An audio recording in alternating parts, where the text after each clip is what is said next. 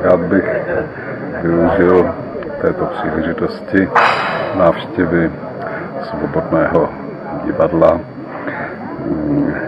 k tomu, abych vzkázal běloruským občanům, že nejdůležitější je mít trpělivost, mít naději, mít nadhled, mít humor a represivní režim, diktatura se nejsnadněji zhroutí, má-li co dočinění s dobrou myslí, s lidmi, kteří věří v nějaké ideály, kteří ale zároveň nejsou posedlí, nejsou fanatičtí, kteří jsou solidární spolu navzájem.